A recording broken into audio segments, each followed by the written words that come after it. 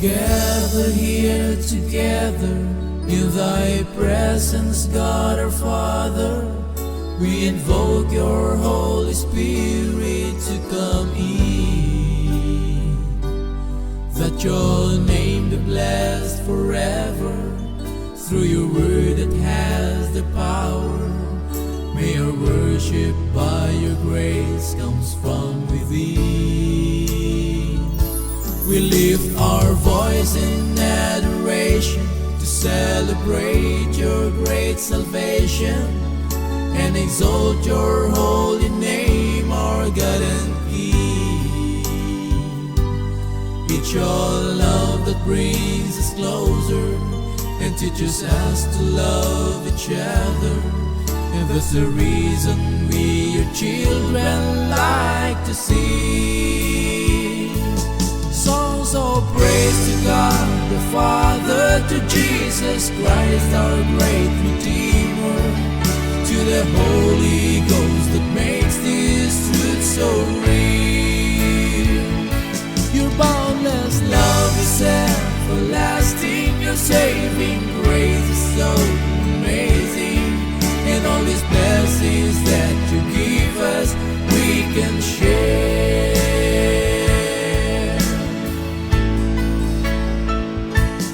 Our Father,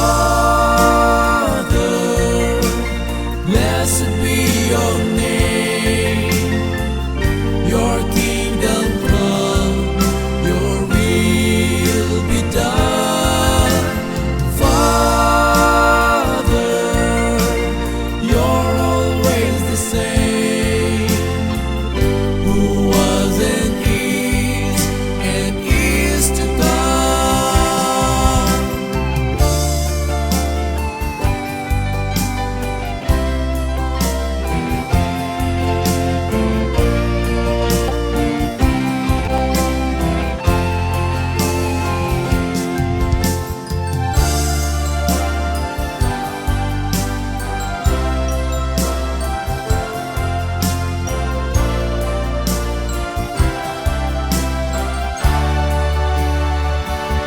Songs of praise to God the Father, to Jesus Christ our great Redeemer, to the Holy Ghost that makes this truth so real.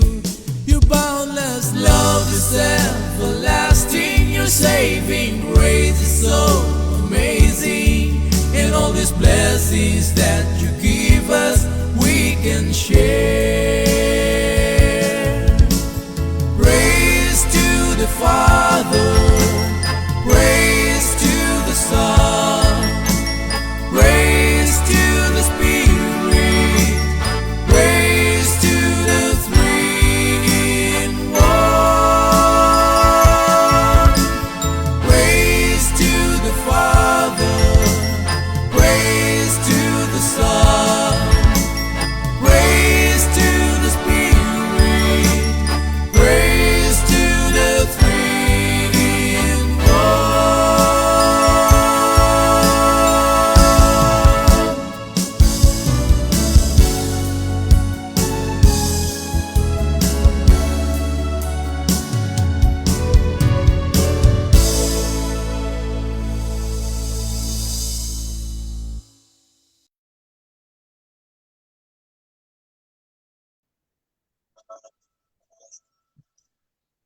Sa mapagpalang oras po sa ating lahat mga kapatid, at purihin ang ating pong mahal na Diyos sa kanya pong kabutihan sa bawat isa sa atin, na ang kanya pong pag-iingat, ang kanya pong pamamatnubay, ang patuloy po nating naranasan, at ganoon din ang pag-iingat niya sa buong maghapon ng ating pong magawain. Ano man pong oras sa inyo, sa kinaroroonan niyo sa oras na ito, kami po ay nagagalak na kayo ay muli namin makasama sa programang ito, Power of God's Grace, at ganoon din na ang ating pong topic sa gabi ito ay part 3 po mga kapatid ng ating pong pag-aaral. Daniel 11 po tayo, The Writing of Truth. At bago po tayo magpatuloy mga kapatid, ay atin po munang anyayahan ang ating pong tagapanguna, si Pastor Efraim Villaruel, na magbumati po muna sa ating pong lahat. Magandang gabi, Pastor. Magandang umaga po pala dyan. Martrani, salamat. Nandito na ulit ako sa New York, kaya balik na naman tayo sa ating pag-aaral. Kaya isang mainit, masaya, masigla at punong-puno ng pagpapala sa oras na ito. Sa Luzon, Visayas at Mindanao, maayan na gabi dito sa Masbate, may gabi Mindanao o Cebu, maayong nga gabi sa aton nga mga utod dira sa Western Philippines.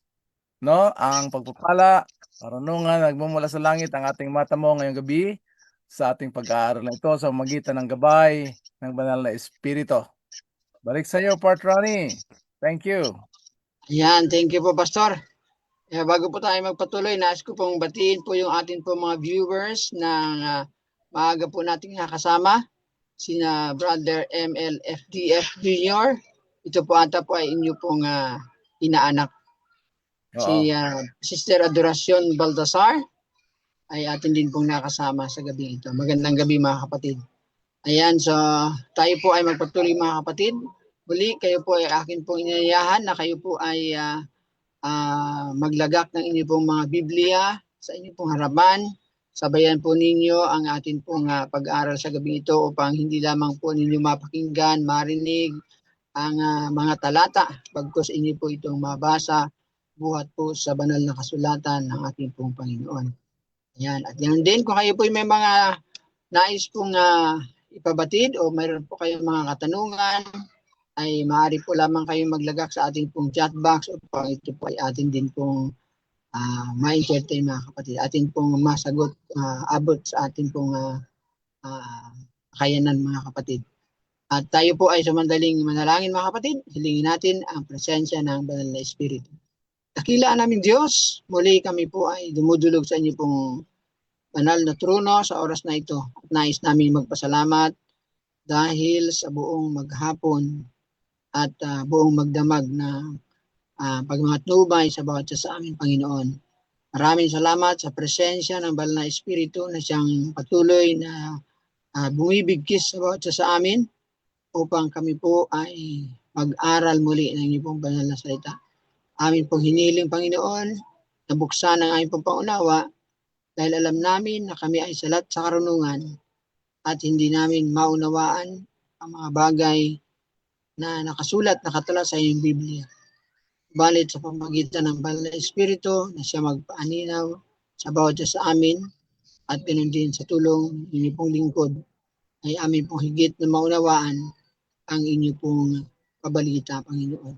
Naway makarating sa bawat isa sa amin na malinaw, na maayos ang mensaheng ito at maging kagalakan sa bawat isa sa amin na tanggapin at ganoon din ibahagi ang amin pong napakinggan sa gabing ito, Panginoon. Maraming salamat din ng Banal na Espiritu ang si Pastor Efraim Villaruel. Siya po ang magbigay sa kanya, Panginoon, ng karinungan, ng katalinuhan upang maipahayag ang inyong pong mensahe sa bawat sa amin sa gabi ito. Maraming salamat, Panginoon, sa katugunan namin kinatdalangin at ganoon din sa mga biyayang patuloy na ipinagkakalob sa bawat sa amin. Ang lahat po ito ay aming dinudulog, pinapasalamatan, hindi sa aming karapatan, kundi alang-alang sa matamis at makapangyarihang pangalan na inyong bugtong na anak, ang amin pong Panginoon Kristo. Amen. Dan ngayon po ay hindi na po natin patagalin. Atin pong ipagkaloob kay Pastor ang panahon upang atin pong mapakinggan ang mensahe ng Panginoon. Pastor? Okay, salamat, Part Ronnie. Okay, so ngayon tayo ay patuloy mag-aaral ng pangatlong bahagi ng Daniel chapter 11, The Writing of Truth. Ito yung Vision, Hudson, 2,300 days, evening and morning. Ang purpose ng pagbalik ni Gabriel ay upang tuparin ang pangako ng Panginoon na dadalawin niya si Gabriel. 70 weeks are determined upon the people, yung katuparan ng Mare, at ipapaliwanag ni Gabriel yung Hudson. Hindi natin pwedeng i-shortcut ang pag-aaral na ito. Sa mga ngayon lang makaka-attend, pwede nyong i-retrieve sa YouTube ng Santiago Bukid page ang ating series. Okay?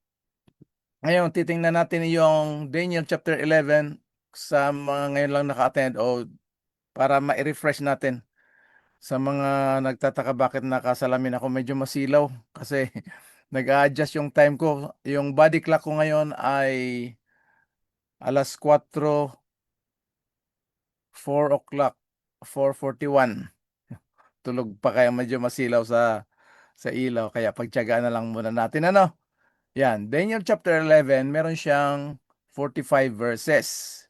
Itong verses 1 to 39, yan yung literal, geographical, historical na pangyayari, yung kabuuan ng Daniel. Pagdating sa verse 40, ito yung sinasabi sa chapter 8 verse 17, time of the end. Pero dito sa chapter 11, at the end time. Karugtong yan ang Daniel chapter 12 verses 1 to 4. Kita niyo mga kapatid, na-discuss na natin yan pero rini-review natin ng konti. So verses 1 to 4, yan yung mga kings. Tapos 4 to 16, yan yung king of the south and king of the north, Ptolemaic Empire and Seleucid Empire. Pumasok ngayon yung Rome sa verses 16 to 20 at 20 to 22, nandiyan si Augustus Caesar, Palestine, Tiberius Caesar, Pax Romana, si Jesus Christ. Diyan natupad ang mare sa birth, life, death, resurrection of Jesus Christ. Ito namang verses 23 to 30, under the leadership of Judas Maccabees nung panahon pa, umabot sa kanila yung mindset na kailangan nilang mag-join sa Rome sa halip na magtiwala sa Diyos. Gumawa sila ng sarili nilang programa para tuparin yung Hudson, pero they failed. Kita na natin yan, ano? Pax Romana, Battle of Actium 31 BC, inatake ng Rome yung Egypt. So, Egypt treasury taken by Rome, only for a time, 360 years, no? 360, 330 AD. Tapos, yung pagan Rome, nagkaroon ng transition, naging ecclesiastical Rome. Kaya may highlight tayo, Abomination of Desolation, verses 31, 36, 39. Highlight lang yan mga kapatid para makita natin kung ano ang fulfillment at hindi tayo gumagawa ng sarili nating interpretation. Ano? Yan yung ecclesiastical Rome at naging pagan Rome. Hanggang verse 39 lang siya.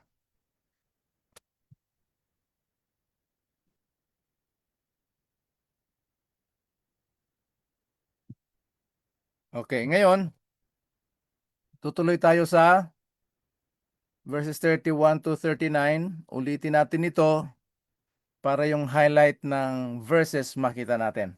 Okay? Ito na. The armed forces of his will arise. Saan sila nag-attack? Sa Jerusalem.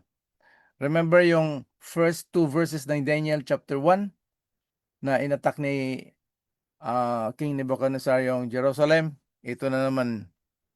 Armed forces of his will arise in Jerusalem and defiled and desecrate the sanctuary. Kaya binabalik ko ito kasi itong word na desecrate the sanctuary dito sa chapter 11, pag mag-aral sila ng Daniel chapter 8 lang, walang 11, ang kinukonclude nila ay si Antiochus Epiphanes talaga. So dito makikita natin kung bakit pupuntahan talaga ni pre-incarnate Christ, tutulungan si Gabriel para lang sa isang tao na si Antiochus Epiphanes. Ang kalaban dito mga kapatid ay sistema. At hanggang ngayon, gumagana ito, spiritual na. Hindi na siya yung literal. Okay? So the spiritual stronghold, yung mga naka-highlight dyan na blue, additional yan sa translation ng nakalimutan ko yung translation, Amplified Bible, para makita natin yung meaning. Stronghold will do away with the regular, yung sacrifice italic siya, hindi siya kasama doon. Kaya hindi yan ang literal na sanctuary service. Yan yung message ng sanctuary, the everlasting gospel na ginawa ni Jesus doon sa last 7 weeks ng 70 weeks. From 27 AD, from his baptism up to the stoning of Stephen, 34 AD. So, he do away with the daily, the regular, and they will set up, anong isa-set up? A pagan altar in the sanctuary, which is abomination of desolation. Yan nga yung pinag-aawayan nila noon, kasi ayaw ng mga Hudyo na lagyan ng pagan altar yung sanctuary. Eh, sabi naman ng mga Rome, kami yung may-ari, dito lang kami ang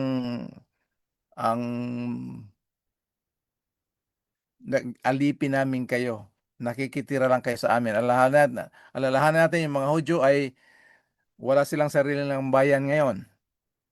Yan yung pagan altar in the sanctuary, which is abomination of desolation. Sa spiritual niyan, by rejecting Jesus Christ as our only hope, His righteousness, His blood and His righteousness, after knowing that Christ only sacrificed Himself once, then lahat ng nakarinig ng pabalita ng pure and unadulterated gospel, if we willfully and deliberately reject the gospel of Christ, then we are committing the abomination that maketh desolate. Okay? Verse 32. With smooth words, flattery, and praise. Kaya mag-ingat tayo pag may ginawa tayo tungkol sa Panginoon at bigyan tayo ng flattery. Ibalik natin ang papuri sa Panginoon, huwag nating i-absorb. Ito yung ginawa. Those who are willing to disregard the covenant. But the people who are spiritually matured and know their God will display strength and take action. Anong action na gagawin nila? To resist the flattery and praises. They who are wise and have spiritual insight among the people will instruct many. Magbabahagi sila, magbibigay ng Bible study. And help them understand. And yet, for many days, some of them and their followers will fall by the sword and flame. Ito yung persecution ng 1,260 years by captivity and plunder. Basa natin yan next time. Dito na tayo sa 34. Now, and many will join with them in hypocrisy. May sasama sa kanila, kunyari, sama-sama lang. Some of those who are spiritually wise and have insight will fall as martyrs in order to refine, to purge, and to make those among God's people pure until the end time. Because it is yet to come at the time appointed by God. Yung time appointed, ano yung end time? Doon yung sa verse 40 mag-uumpisa. So, magkakaroon ng transition, yung Daniel chapter 11 verses 1 to 39, magkakaroon ng transition to spiritual battle, spiritual reality. Okay? 36. Then the king, the Antichrist, ito bibigyan ko ng diin itong Antichrist, diin ito kasi dalawang klaseng Antichrist. Dati yung Antichrist, kokontra sa programa ng Diyos.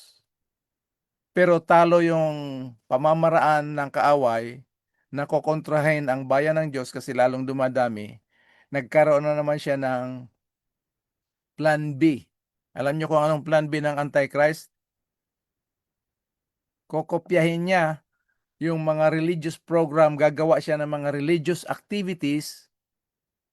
Pero sabi ni Jesus sa Revelation chapter 3, na ang Laodicean, the last church, is blind because of our pride. Kahit turuan tayo, i-instruct tayo ng mga merong insight as a church from leadership, kasi ang atake ni Satanas, leadership hindi naman members. Pag diniceive niya yung leadership, ipapasa sa members. na hindi natin alam. Siguro marami na nakakaalam ng example. Bibigyan ko ng example ha. Yung program natin na Acts, hindi na masyado yan sa karamihang church. Pero marami pa rin gumagamit. Yung Acts, adoration, confession, thanksgiving, and supplication. Tatanong nyo, masama ba yung Acts?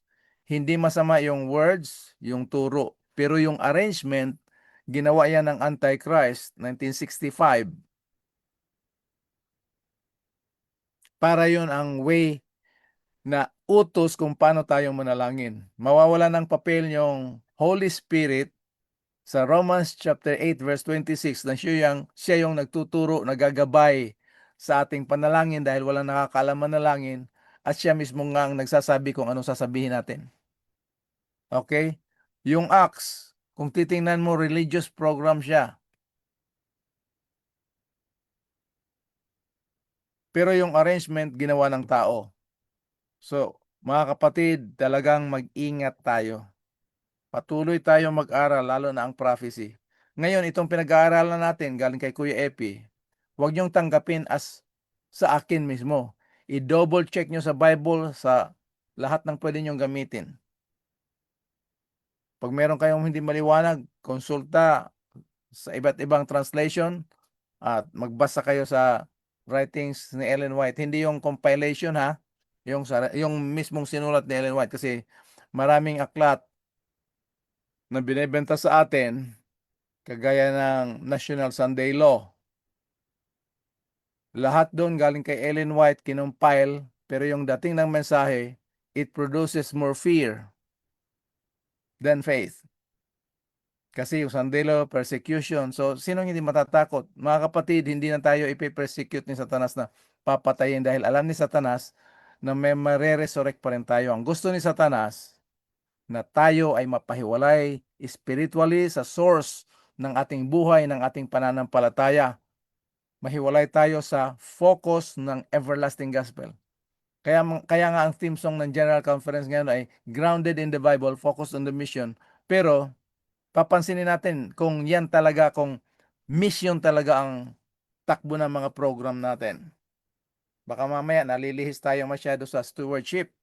Totoo yan. Kailangan na faithful steward tayo mga kapatid. Pero ang magbibigay sa atin ng faithfulness is the true understanding of the gospel revealed in the prophecy of Daniel. Yan ang tatandaan natin mga kapatid. Okay, so then the king. Then, pag sinabing then, karugtong niya ang gagawin niya. The king Antichrist will do exactly as he pleases. He will exalt himself and magnify himself above every god and will speak outstanding and disgusting things against God of gods. Ang tinutukoy dito yung God natin. And he will prosper until indignation is finished, for that which is determined. Who determined? By God will be done. Anong itong determined by God will be done? I-expose talaga ng Diyos ang kasamaan ng kaaway. Pero alalahanin natin, huwag tayo matatakot kasi nga, the Holy Spirit will guide us into all the truth as it is in Christ. Yan ang ifo-focus natin. The truth as it is in Christ, that is our mission. Hindi lang tayo magba-Bible study, ibabaptize at pababayaan. Ino-nurture natin. Kaya meron tayong mga tinatawag na care group or small group. Ano? Para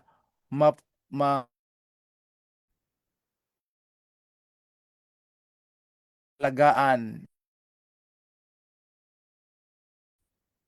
ang tendency nagiging social club, wala ng relation with each other. So kung malaki na yung church, nagkakaroon tayo ng group. Ano? Yan.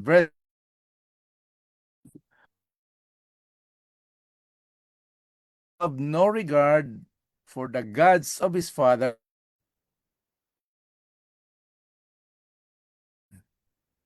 Grabe ano?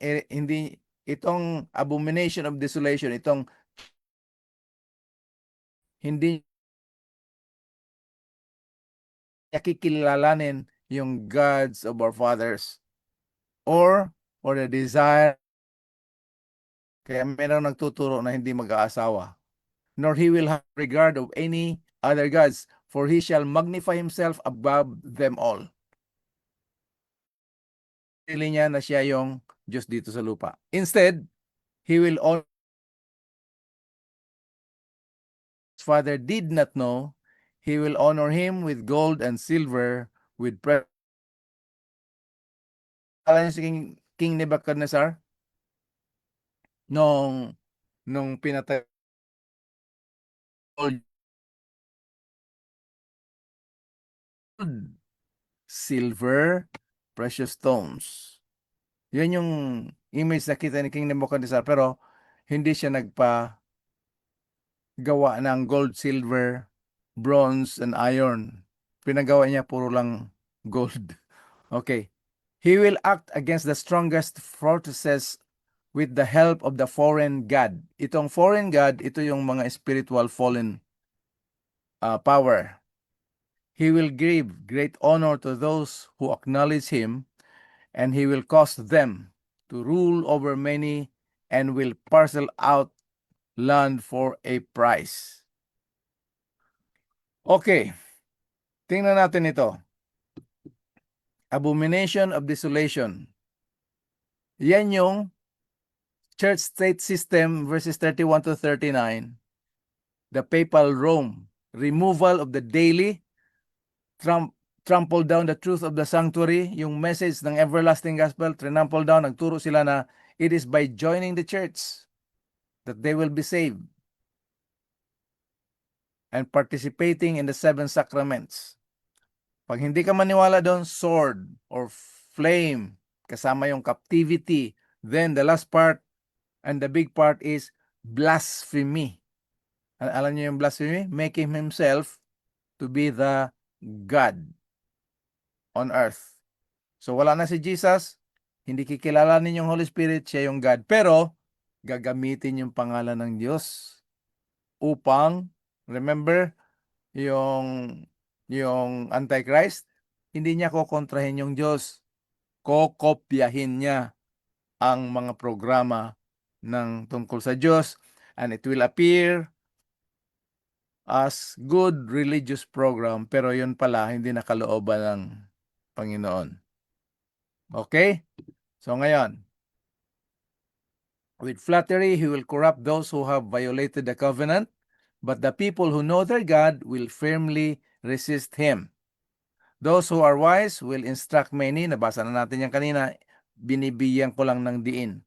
For though at time they will fall by the sword, or be burned, or captured, or plunder, ito, titingnan natin yung words dito ha. Kita nyo yan, corruption, exploits, and persecution many days. Ano itong many days?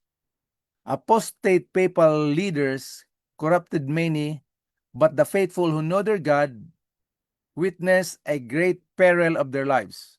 Kita natin lang yung danger ng buhay nila. Kagaya ng Waldenses, Albigenses, yung Huguenots, yung Reformers, kagaya nila Wycliffe, Huss, Jerome, Luther, many of those whom papal Rome could not corrupt, she slew, burned, and imprisoned during many days. Ano itong many days?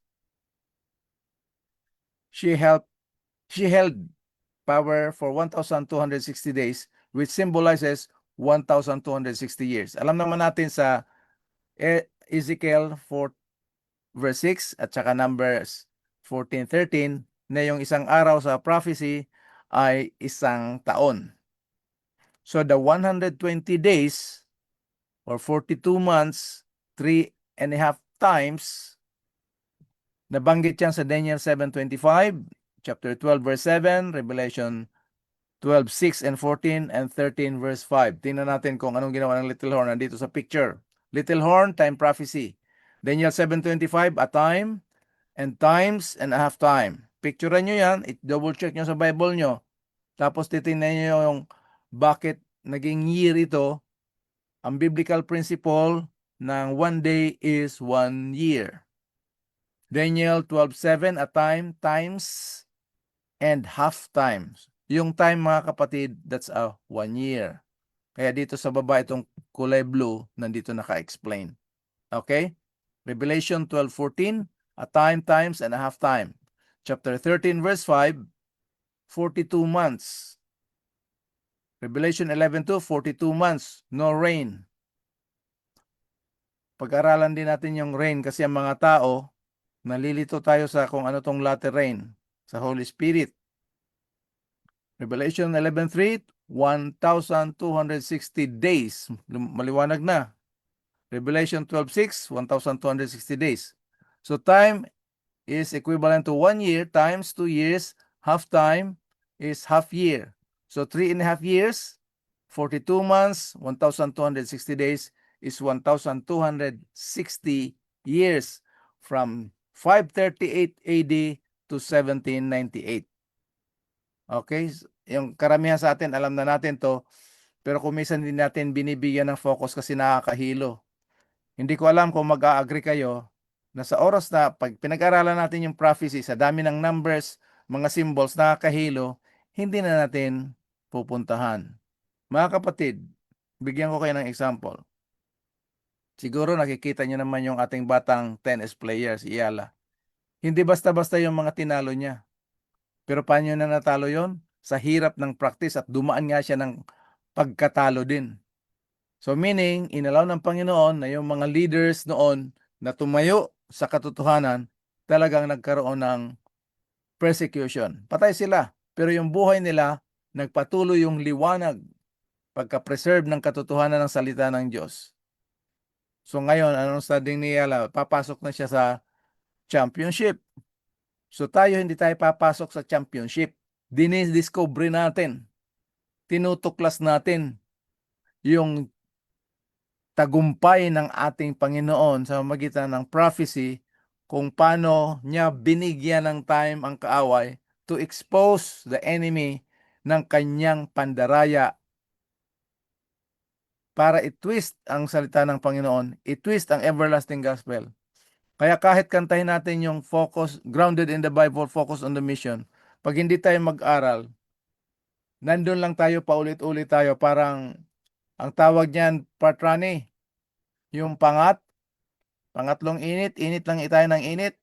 Balik-balik lang yung topic natin doon sa baboy, sa tamang araw. Oh, balik-balik lang siya. So marami pa tayong dapat balikan at pag-aralan at ibahagi sa atin mismo mag-uumpisa sa church. Kaya huwag tayong patamad-tamad mag-aral kasi pag patamad-tamad tayo mag-aral, lalo na itong prophecy, walang gagawin ng kaaway kung hindi kokopyahin niya ang pamamaraan ng Diyos at doon tayo madadali. Okay? Tuloy tayo. Bigyan natin ng diin itong verse 36, Daniel 11:36. The king shall do according to his will. Yung Hebrew, yung definite article kagaya ng the Lord is my shepherd. So, the Lord is my shepherd. Isa lang yung tunay natin na shepherd. Si Lord lang, si Jesus. The precedes the word king, the king. This implies that the king dito, brought to view, is the power referred to in a preceding verse. Ito yung papacy. Hindi natin kinokontra yung Roman Catholic, mga kapatid. Ano? Pinag-aaralan natin yung characteristics. As people, from the Pope, from the priest to the members, wala silang, hindi natin ginajudge ito. Pinapahayag ng Panginoon dito sa prophecy yung system. Remember, yung power ng papacy is not his own power. Okay? It's not from his own. So gagamitin sila na agency ng kaaway. Kaya wag tayong maging prejudice sa mga ibang member ng ibang denomination. Kasi tayo mismo, sa sobrang prejudice natin, parang prejudice tayo sa iba kasi kulang yung turo nila. Tayo din, kumpleto yung turo natin, pero hindi tayo nag-aaral. Kaya pag tinanong tayo, sana nandito si ganito, si ganyan, para Mga kapatid, we need to spend time parang sa practice ito ng sports. Kailangan maramdaman din ng katawan yung sakit para matrain tayo, no? So dito, ang hinihingi lang ng Panginoon sa atin is to meditate His word day and night, that we may do everything that is written therein by the grace of God. So the phrase according to His will is only applied to powers which had total control over God's people. Tingnan nyo, Medo-Persia sa Daniel chapter 8 verse 4. Verse 11, chapter 11 verse 3, Greece. Pagdating ng 1116, ito yung pagan Rome. So following pagan Rome, tingnan nyo yung transition. Pagan Rome, succession. Pagan Rome, Papal Rome alone had such power during 1,200 year supremacy, 538 AD to 1798. Kaya pagpasok ni Magellan Patrani sa Pilipinas, 538 to 1798, anong year pumasok si Magellan sa Pilipinas? In 1521. 21. Nandiyan pa siya sa loob ng 538 to 1798. Anong dinala na religion doon? Pangalan ng Kristiyano, pero alam naman natin yung practice dyan sa Philippines. Interesting part niya, no? Kasi nakita natin na i-deceive tayo ng kaaway.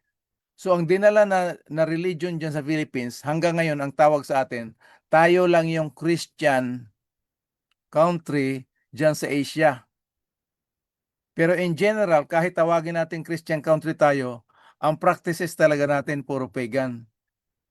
Pero by the grace of God nga, marami na rin tayong mga kababayan na through the power and the leading of the Holy Spirit, nagigising na sa katotohanan. Yan ang purihin ng Panginoon.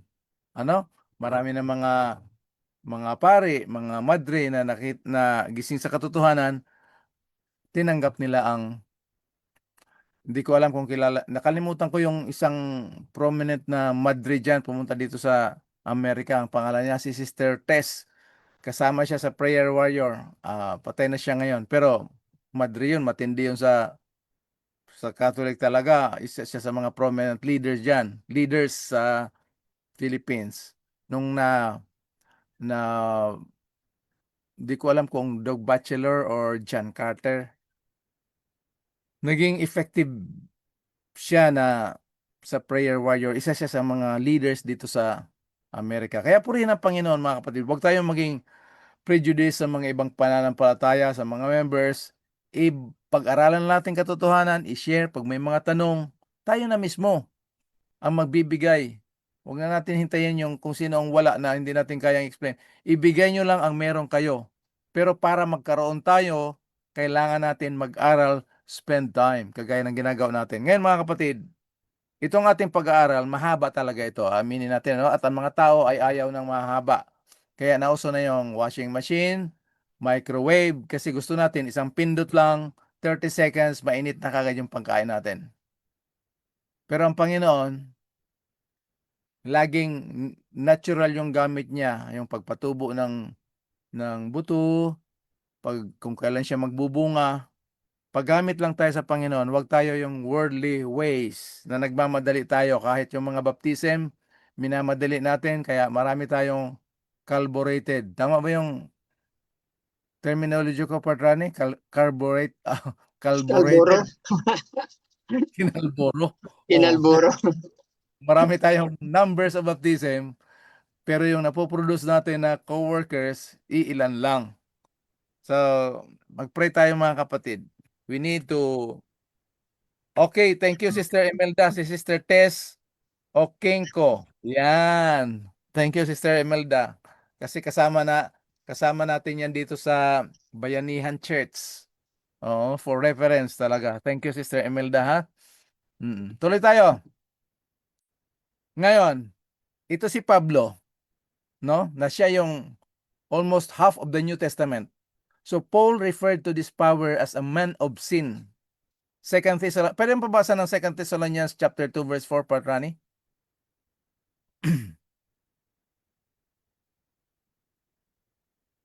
Nakamute ka. 2 Thessalonians chapter 2, verse 4. 4. 2 Thessalonians chapter 2, verse 4. Sabi po dito mga kapatid, na sumasalangsang at nagmamataas laban sa lahat na tinatawag na Diyos o sinasamba. Ano pat siya'y naupo sa templo ng Diyos na siya'y nagtatanyag sa kanyang sarili na tulad sa Diyos. Wow. Self-exaltation talaga. Yung mindset ng self-exaltation, galing yan kay Lucifer, created being, bumilib sa sarili, bakit hindi siya pwedeng maging Diyos?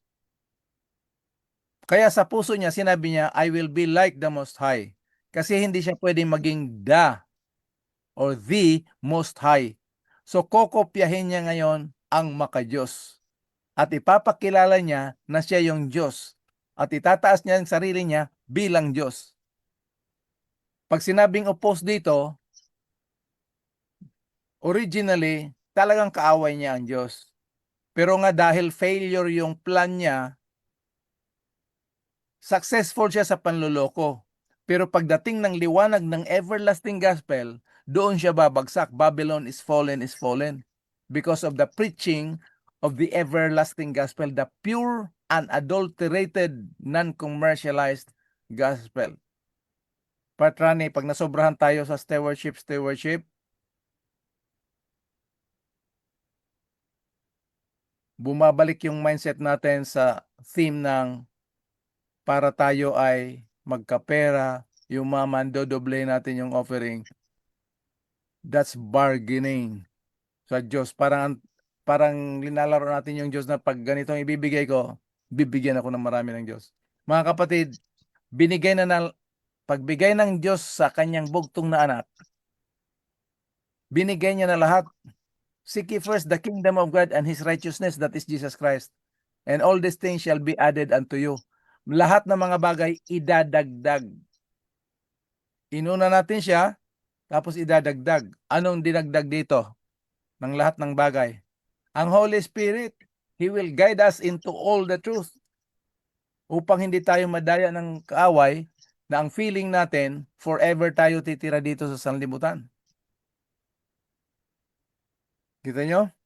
So this power is also the little horn of Daniel chapter 8 verse 11 and verse 25, which did magnify himself in his heart. Grabe, no? Ano yung sabi ni King Nebuchadnezzar?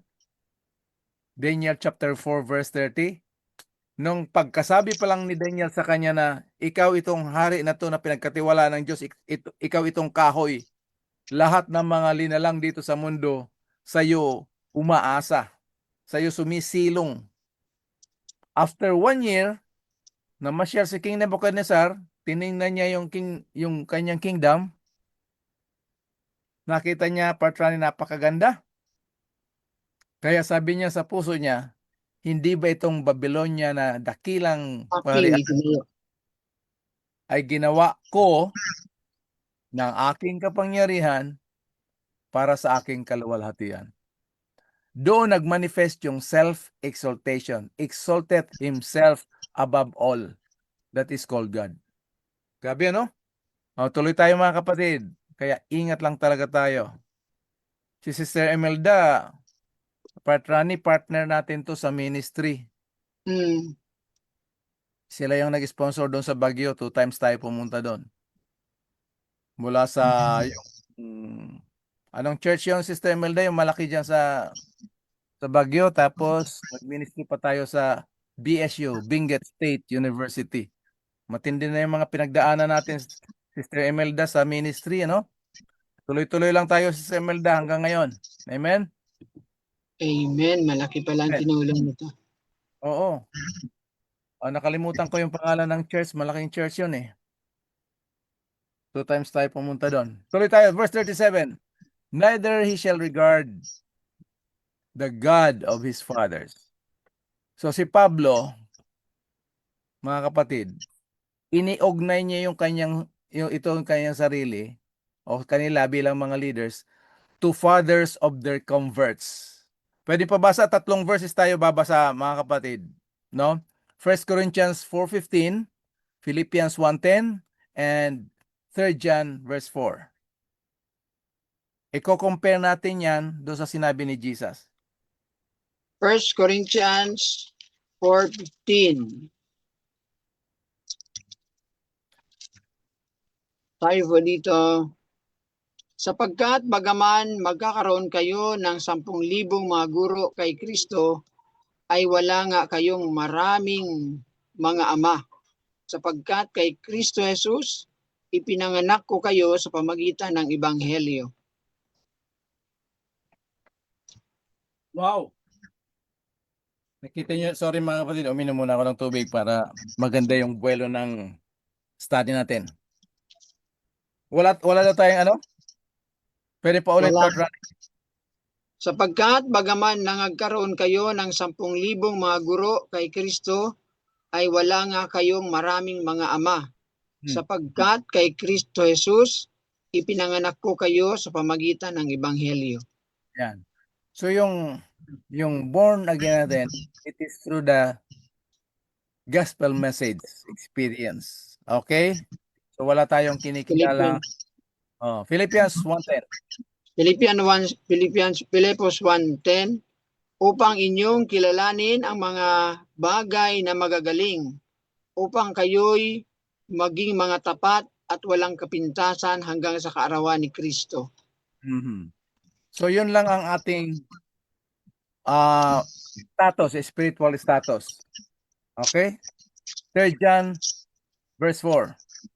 3 John verse 4, wala nang dakilang kagalakan sa ganang akin na gaya nito, na marinig na ang aking mga anak ay nagsisilakad sa katotohanan.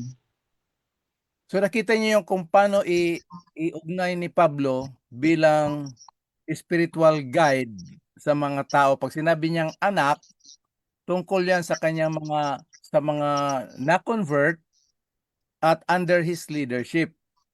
Pero hindi siya nagki-claim na dahil siya yung ginamit ng Diyos na tinawag niyang anak, kagaya natin, yung mga young people natin, mga anak. Pero hindi yan as authority dahil tayo ang ginamit ng Diyos na nag-convert, tayo na may control sa kanila. Tayo lang yung mag-guide sa kanila spiritually. Kaya hindi siya kumukontra sa sinabi ng Panginoon dito sa Matthew 23 verse 9. Pwedeng pabasa, Part Ronnie? Matthew 23 verse 9. Sabi po dito, at huwag ninyong tawaging inyong mga ama ang sinumang tao sa lupa, sapagkat iisa ang inyong ama, sa makatuwid bagay, siya na nasa langit. So huwag tayo ma-confuse sa ating biological father, ha? Ito spiritual ang tinutukoy ni Jesus. So si Pablo, kahit siya yung ginamit ng Panginoon, tinatawag niyang anak yung mga converts, pero hindi siya nagkiklaim na tawagin siyang father. Never natin mabasa sa writing ni Pablo na nagpatawag siya ng father sa mga converts. Okay, sinabi na ni Sister Imelda, sa Bukawkan pala yun, Patrani, City Church yan. Bukawkan, malaking church yan sa Baguio. At pagkatapos doon, sa Bukawkan Church, pumasok naman tayo, nagkaroon tayo ng ministry sa BSU, Benguet State University. Nag-rent sila ng dalawang hall. Pagdating ng panahon, dahil marami siguro yung mga estudyante, in-invite din nila mga kaibigan at ibang mga church members, nag-extend tayo ng hall. So praise the Lord. Sister Imelda, patuloy tayo gagawa kay Lord. Partners pa rin tayo kahit magkahiwalay tayo. Ng physically, but marami na tayong mga partners sa iba't ibang lugar, sa Bohol, sa Palawan, iba't iba.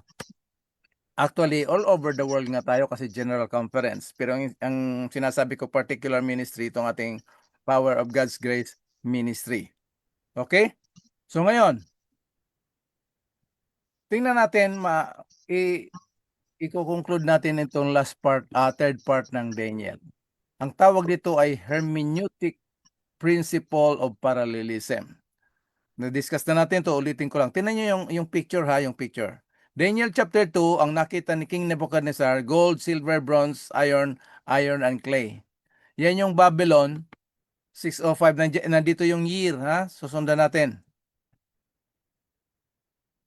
Naalala nyo doon sa significance of 1844 ng Webes? Itong gold, silver, bronze, iron, and clay, it belongs to one kingdom, the kingdom of this world that will come to an end. So yung bato sa chapter 2, yung judgment sa chapter 7, at cleansing of the sanctuary sa chapter 8, it belongs to another kingdom. The kingdom of God that will stand forever will not come to an end. Okay? Ngayon, ito yung interesting dito kasi maraming mga nag-aaral ng Daniel hanggang Daniel chapter 8 lang sila. Ayaw nang pumunta ng chapter 11, hindi ko alam. Siguro naboboard sa sobrang 45 verses tapos ang dami. Marami rin nag-aaral pero ang tinutukoy ko, Partrani, yung sa loob mismo ng church natin na regular members, parang hindi natin nabibigyan ng panahon ito. Tingnan niyo mga kapatid. Daniel chapter 2, bato. Mula sa pinakamahal, pawala ng gaanong value. Pagdating ng chapter 7, leon na merong pakpak ng agila na natanggal, pero tatayo siya bilang isang tao at ang kanyang pag-iisip.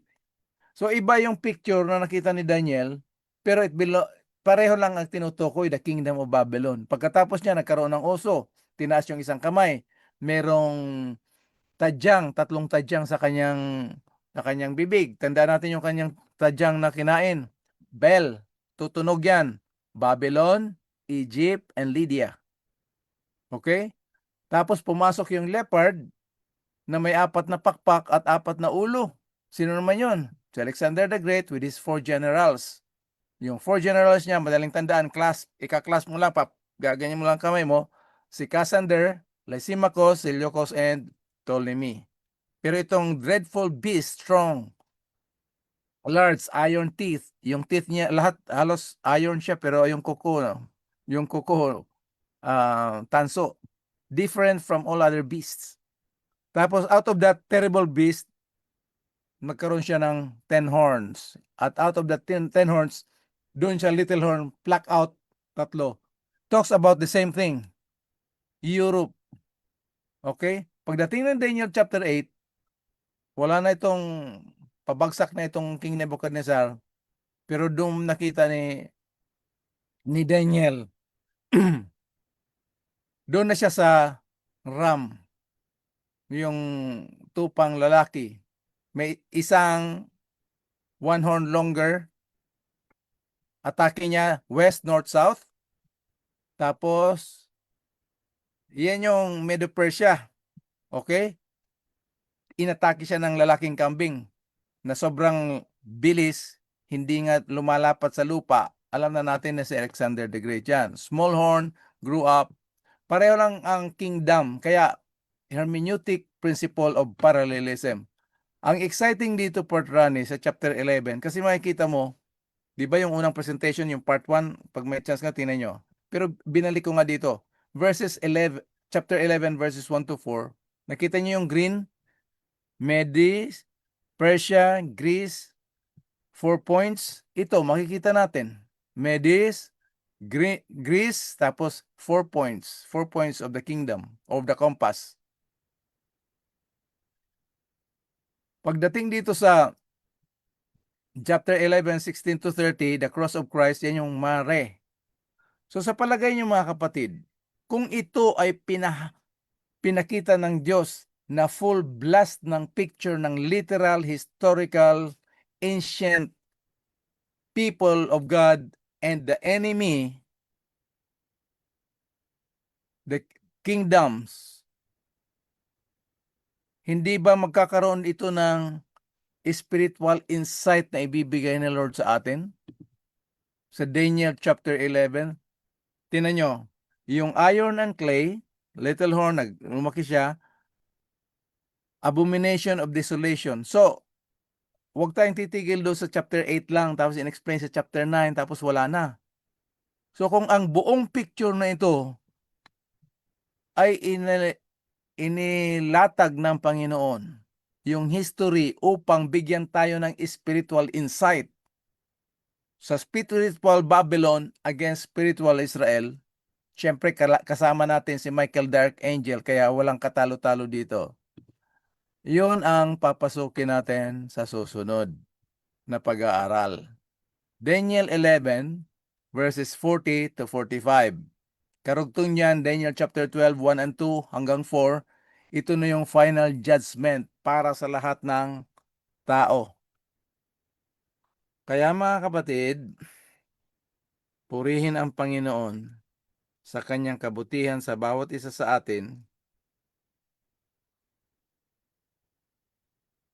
Ito yung Daniel chapter 11, verses 1 to 39.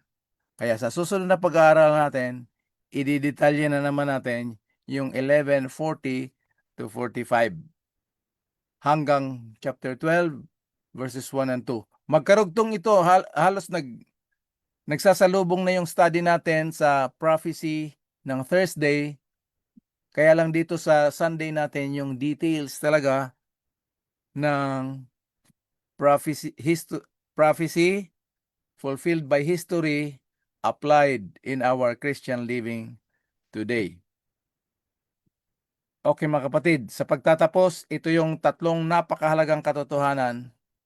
At least sa pag-aaral natin, o yung napag-aralan ko, na-share ko sa inyo, ito yon. Picturean nyo kung may sense sa inyo. Yung kamangha-mangha ng accuracy ng mga vision na mga pangitain na binigay ng Panginoon kay Daniel. Binibigyan tayo ng kumpleto, walang kulang na katiyakan na yung natanggap ni Daniel na karunungan at kaalaman ay galing mismo sa Diyos. Amen? Okay. Ngayon, number 1 pa lang ito, tatlo yan ha. Pero dito sa number 1, meron siyang tatlong buntot na napakagandang nakita ko dito. Tayo ay pwedeng magkaroon ng tunay na pagtitiwala. We can rest assured of Daniel's prophecy with the same affirmation today. Ang point ko dito mga kapatid, si Daniel binigyan siya ng buo na pangitain, ay patay na siya. Sino ngayon ang magbibigay ng mensaheng ipinagkatiwala sa kanya? Sino ngayon ang pinagkakatiwalaan ng Diyos? Sino ang Daniel ngayon? Pag hindi nyo kilala kung sinong Daniel ngayon, ipapakilala ko sa inyo. We as a church, Seventh-day Adventist Church, we are not better than anybody else. We are not holier than anybody else. But we are the one that God entrusted this message to restore the everlasting gospel in its purity and its clarity. Number 2, much of the vision is yet to come. Kaya itong pinag-aaralan natin ngayon, para hindi tayo matakot, kung hindi tayo ay maging handa, ang focus natin yung dun sa tagumpay ng Panginoon laban sa kanyang kaaway. Hindi yung ihahanda natin yung sarili natin para kalabanin yung kaaway kasi tapos na yung laban eh. Pero yung mga training natin, tinitrain natin yung sarili natin para sa pagdating ng sandilo at persecution.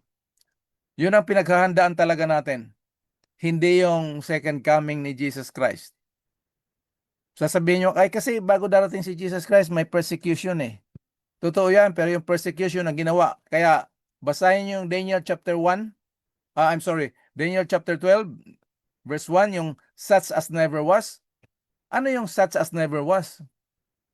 So, ang gagawin ng kaaway, yung hindi niya ginawa noon. Anong ginawa niya noon? Pinatay, persecution, patay physically. Ang gagawin niya ngayon, spiritual, na ma-detach tayo sa source of truth, the everlasting gospel. Without acknowledging the presence of the Holy Spirit, hingi sa Holy Spirit, na ibigay yung Holy Spirit, na ibinigay na nga ng Diyos. Kagaya ng kaligtasan, iniligtas na tayo, hingi pa tayo ng hingi na iligtas tayo. Maraming nagpe-pray sa atin na kung maari, Panginoon, kami ay inyong iligtas sa inyong pangalawang pagdating at kami ay makabahagi ng buhay na walang hanggan. Parang napakaganda pakinggan. Pero number 1, ang buhay na walang hanggan, ibinigay na. Ulitin niyo mga kapatid, 1 John 5:11. 1 John 5:11, binigay na ang buhay na walang hanggan. Ang Holy Spirit, binigay na rin. Pero ang prayer natin, ibigay yung Holy Spirit, kaya meron tayong 10 nights prayer meeting. Ang laman ay mag-pray para ibuhos yung huling ulan. Mga kapatid, yung huling ulan ay binuhos na. Hindi lang natin kinikilala. Ano yung huling ulan? The message. What message? The everlasting gospel. Sa atin lahat, gospel. Pero isa lang ang gospel. The birth, life, death, and resurrection of Jesus Christ. The 10 Commandments, keeping the law, Bible study, lahat ng gagawin natin is not gospel. That's the fruits of the gospel. Yan yung bunga. Okay? Letter C, we must consider His words with assurance concerning the future as we learn from the past. Kung paano i-deliver ng Diyos si Shadrach, Meshach, Abednego, kasama nila si pre-incarnate Christ doon sa apoy. Sa Daniel in the lion's den, kasama ni Jesus yung Lion of Judah. Ipinapakita na kaagad ng Diyos na anumang gagawin ng kaaway, it will never hurt you. Tinapon si Daniel sa lion's den, hindi malang na ano. Ang ending yung nagplot na itapon si Daniel sa lion's den, kasama yung kanilang mga pamilya, asawa at anak, sila yung kinain ng lion. Kaya walang dapat ikatakot dito sa prophecy. Not time to fear when we study prophecy, but to be ready. At yung readiness natin ay ngayon na. Hindi tayo maghahanda pa lang. Handa na tayo ngayon. In season and out of season, we preach, we teach, we instruct the people of the gospel by showing them our lifestyle. Hindi lang yung ating message from the mouth, but the message of our lifestyle, our daily living. Okay? Number 2, kung may comment kayo dyan, i-comment nyo lang dyan. May tanong kayo dyan, itanong nyo dyan. At for your own benefit, please spend time with the Lord. Okay, number 2, we see how the Lord engages with these kings and kingdoms upang maganap ang kanyang kalooban. Tatlong bagay dito. The Lord reached out to the kings and kingdoms of the Gentiles. Si King Nebuchadnezzar na napaka-bangis na convert.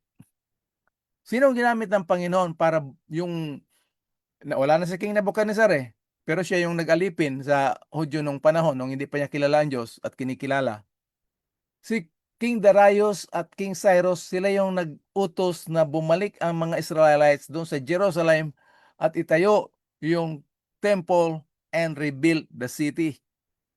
So the Lord reached out to the kings and kingdoms of the Gentiles. He reveals the reason why they must do as they do, indicating that they are moving according to the plan of God for His people and converting the Gentiles. Dito pinapakita na ang Gentiles kasama sa plan of salvation. Hindi sila isiningit sa plan of salvation kagaya ng iniisip na ang salvation sa Jew lang, pero matigas yung ulo ng mga Jew, kaya Gentiles sinama na ngayon. Hindi. Kasama sila sa plan of salvation from beginning to end. Ipinakita lang sa mga Hudyo para sila yung magturo, mag-instruct sa mga Gentiles. Pero ang ginawa nila, binild up nila yung denominational or national pride nila. They look at the Gentiles as dogs. Wala silang bahagi sa langit. Anyway, the rise and fall of these empires, this kingdom, di ba yung unang topic natin dito, the four empires, is not merely a coincidence. Ngayon, ito yung warning. Time will end on a specific day God has determined. Kailan ito? Siyempre, at the glorious coming of our great God and Savior, Jesus Christ. Tapos na ang gera kay Christ at kay Satanas, pero under attack pa tayo ngayon ni Satanas. Pero itong ang ating pinaka-inaasahan na glorious hope, blessed hope, is the glorious appearing of our great God and Savior, Jesus Christ, at the second coming. Okay? Last part.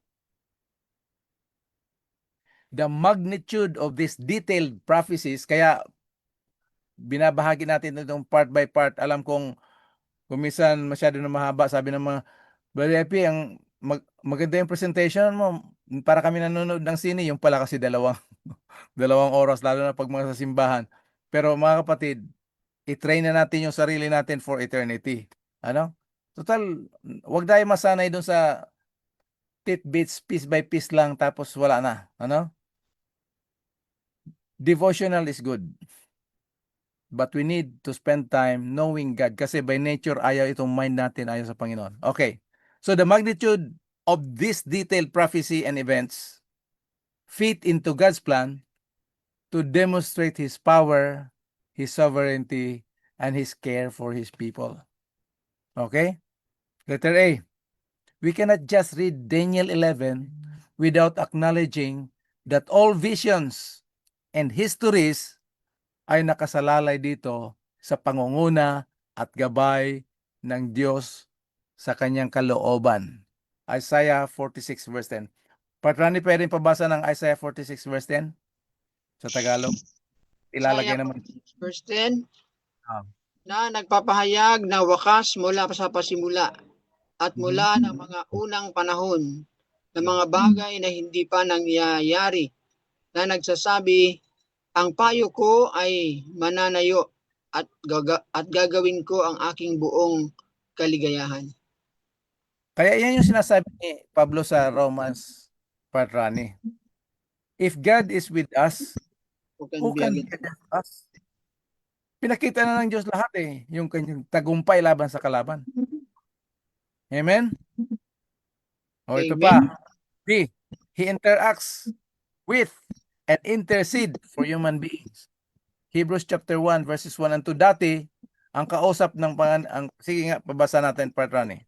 Hebrews chapter 1 verses 1 and 2, ang Diyos na nagsalita ng unang panahon sa ating mga magulang sa iba't ibang panahon at sa iba't ibang paraan sa pamamagitan ng mga propeta, ay nagsalita rin sa atin sa mga huling araw na ito sa pamamagitan ng kanyang anak na siyang itinalaga na tagapagmana ng lahat ng mga bagay na sa pamamagitan niya naman niya ay ginawa ang sanlibutan. Dati ang pag-communicate ng Diyos sa mga propeta, iba't ibang lugar, iba't ibang panahon, iba't ibang pamamaraan. Pero ngayon, isa na lang sa pamamagitan ng kanyang bugtong na anak. So for us to listen to God, we need to listen to the Word of Christ. Ito na nga yung spending time with the Bible. Last na ito, Patrani. He is guiding us to His kingdom, kagaya sa mula sa bato, yung Daniel 2, tapos sa mga mababangis na hayop, Daniel 7, pagdating ng chapter 8, mga hayop na hinahain doon sa sanctuary. Kasi ginagabayan tayo, linilid tayo ni Lord doon sa the truth of the sanctuary, which is Jesus Christ and His saving activity. So through this prophecy, He is guiding us to His kingdom. He prepared for us even before the foundation of the world. Kaya pagdating ni Jesus, anong sasabihin niya sa atin? Hindi siya umakyat sa langit pagkatapos niyang nabuhay na maguli after 40 some days at naghanda. Meron na siyang hinanda. Kailan niya ito hinanda? Patrani, Matthew 5:25 verse 34. Matthew 25:34, kung magkagayoy sasabihin ng hari sa nanga sa kanyang kanan, magsiparito kayo, mga pinagpala ng aking ama. Manahin ninyo ang kahariang nakahanda sa inyo, buhat ng itatag ang sanglibutan. Kailan inihanda yon, Patrani? Buhat ng sanglibutan. Kaya we are saved by grace kasi hindi pa tayo nag-exist. Pinaghandaan na tayo ng Panginoon. Mga kapatid, next Sunday, papasok tayo ng Daniel chapter 11, verses 40 to 45.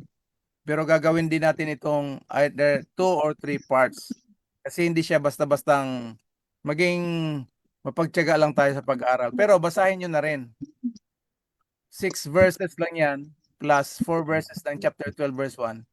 Pero mas maganda yung nagbabasa tayo, nag-aaral. Tingnan nyo rin yung mga ibang, kung meron din kayong mga ibang resources, i-compare natin. Ano? So mga kapatid, dito natatapos ang ating pag-aaral ngayon. Papuri, kaluwalhatian, ibalik natin sa Panginoon sa kanyang oras na tayo ay ginising niya, no? Ipag-pray din natin yung ating kapatid sa Altabas Aklan, the Panadero family, Brother Or, Sister Joy, Sister Weng, Sister Orlin.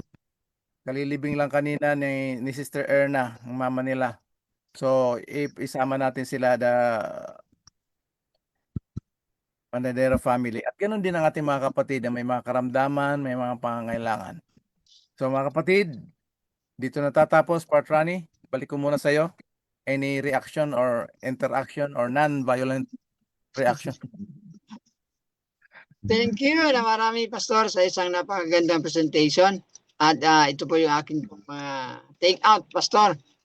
Una ay bawat isa sa atin dahil sa kapanahonan ngayon, dahil tayo ay nasa huling panahon at ipinagkaloob ng Panginoon ang kanyang banal na kasulatan sa bawat isa sa atin upang atin po pag-aralan. Tayo mga kapatid ay inaanyayahan din, tayo ay mag-meditate ng kanya pong mga salita. At upang higit pa nating maunawaan sa pamagitan ng banal na Espiritu ang katotohanan, walang iba kundi ang katotohanan lamang. At maraming salamat din sa propesiya na siyang ibinigay ng Panginoon upang maihayag ang katotohanan. At tayong mga pinagkatiwalaan ng Panginoon, tayo na pinagkatiwalaan ng Panginoon na magbahagi din ng mabuting balita na siyang ipinagkaloob sa bawat isa sa atin, ang kaligtasan na ipinagkaloob ng Panginoon, the everlasting gospel. Kaya ating pong panghawakan mga kapatid, ang kanya pong mga salita with assurance. Mayroon pong pananampalataya mga kapatid. At tunay mga kapatid, ayon po sa kanya pong banal na kasulatan, sa kanyang mga salita, He gave us eternal life na kanya pong ibinagkaloob sa atin doon sa krus ng Kalbaryo mga kapatid. And tandaan natin mga kapatid, tayong lahat, tayo ay part ng God's plan of salvation. Hindi po tayo hindi ang Panginoon na hindi po niya tayo pinabayaan o pinababayaan. Patuloy hanggang sa panahon ngayon, tayo ay ginagabayan ng Panginoon sa pamagitan ng banal na Espiritu. Ipinagkaloob ng Panginoon sa Kristo o isinabi ng Panginoon sa Kristo doon sa John chapter 16 na sa kanyang pag-alis, ang banal na Espiritu ang siyang kanyang kahalili upang ang bawat isa sa atin ay patuloy na mailapit sa presensya ng Panginoon. Kaya purihin ang Panginoon sa isang napakagandang presentation natin pong napakinggan mga kapatid. Naway patuloy tayo mag-aral ng kanya pong banal na salita. Pastor, tayo na ay masandaling manalangin para sa ating pong closing prayer. Okay, let's pray. Ama namin banal, salamat Panginoon sa oras na inyong pinagkaloob sa amin upang mag-aral ng inyong banal na salita. Higit sa lahat sa inyong mga pagpapahayag sa magitan ng mga pangitain sa inyong mga lingkod na mga propeta kagaya ni Daniel. Kaya sa oras na ito ay aming hinihiling ang patuloy na gabay ng banal na Espiritu na ang hangarin sa aming puso na patuloy kayong kilalanin. Pag-aralan ang inyong mga instruction, unawain ang mga pinahayag dahil ipinahayag na rin ito at pinaunawa na rin ang inyong lingkod na si Gabriel. Tulungan kami na hindi takot, bagkus kami ay handa sa pagsalubong sa maluwalhating pagdating namin, Panginoon. At habang kami naghahanda, patuloy naghahanda, ay amin din itong binabahagi sa lahat ng aming mga kasalamuha. Kaya papuri, kaluwalhatian ay binabalik namin sa inyo sa oras na ito. Hanggang kami ay patuloy mag-aral na naman sa Webes. Dalangin namin ang aming mga kapatid, ang inyong mga anak, Panadero family, Brother Or, Sister Joy, Sister Weng, Sister Orlin at lahat ng mga kamag-anak sa pagpahinga ni Sister Erna na aming inaasahan na siya ay aming muling makita sa inyong pangalawang pagdating. Ang aming mga kapatid na may mga karamdaman ay patuloy niyong hipuin ng inyong kanang kamay na kagalingan at kung ano pa mga kailangan ng aming mga kapatid, financial, emotional o anuman, kayo ang aming Panginoon, kayo ang aming pastol, kayo ang pinagmumula ng lahat ng aming pangailangan habang kami naghahanda sa inyong pangalawang pagdating. Sa gabing ito, kami pagsamantalang paghiwa-hiwalay ay inyong patuloy na pag-ibig, biyaya, ang kapit ng Banal na Espiritu, pakikisama ng mga piling anghel ang aming maranasan. Lakip ng kapatawaran ng aming mga kasalanan. Itong aming dalangin sa matamis at makapangyarihang pangalan ng inyong bugtong na anak, aming tagapagligtas at mananakop na si Panginoon Jesus. Amen. Patrani, marami yata tayo ngayon, ano? Amen. Nais ko pong ating pong batiin Amen ang po. kasama sa mga kapatid. Sina Brother RMLDF Jr., si Adoracion Baltazar, si Sister Amiden Amante, ganun din si Sister Leme Mejia Dumaran, Sister Elizabeth Saquiton Orlina, si Sister Nonit Santos, Sister Imelda Kibla, ay atin hindi po nakasama, Sister Lolet Obon, Sister Marjorie Rekerme, at sino pa ba? Sister, yan na, nabanggit ko na lahat. So maraming salamat po mga kapatid na kayo po ay po nakasama sa gabing ito at naway ang pagpapala ng Panginoon ang patuloy nating maranasan. Muli, sa pangalan po na bumubuo ng programang ito, si Pastor Ibrahim Villaruel, si Brother Rafi Orlina, ganoon din si Brother Rico sa technical, ganoon din natin po mga kapatid na nandiyan na ating pong patuloy na nakakasama sa programang ito. Meron pa pala ito si Sister Meseline Rada Isana. Magandang gabi sa inyo kapatid. Kami po ay nagpapasalamat sa inyong lahat at nag-iwan ng God bless us all mga kapatid. Amen. Patrani, Amen. meron pa tayong isa si Sister Meseline Rada Izana. Yan. Baka invited din ito ni Brother Melvin. Oo nga. Isa dito invited ni Brother Melvin. Nandiyan yata din ang aking isa sa mga partners natin sa Lutukan, si Sister Lolit. Okay, praise the Lord. Thank you, Patrani. So anong mangyayari ngayon? Meron ka bang i-announce? Ayan, mga kapatid, sa Webes, kita-kita po muli tayo at sa darating pong linggo po ulit. And God bless us all mga kapatid. Ingat po tayong lahat sa mga nandito sa Pilipinas.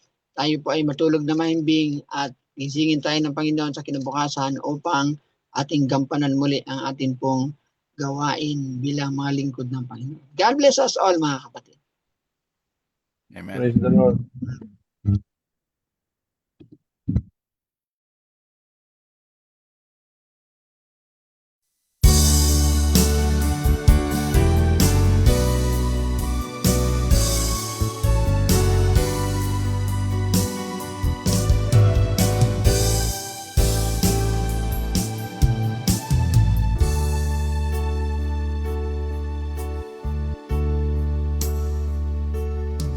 As we gather here together in thy presence, God our Father, we invoke your Holy Spirit to come in, that your name be blessed forever through your word that has the power.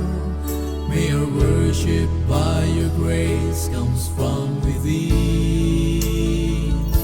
We lift our voice in adoration to celebrate your great salvation and exalt your holy name, our God and King. It's your love that brings us closer and teaches us to love each other, and that's the reason we, your children, like to sing songs of praise to God the Father, to Jesus Christ our great Redeemer, to the Holy Ghost that makes this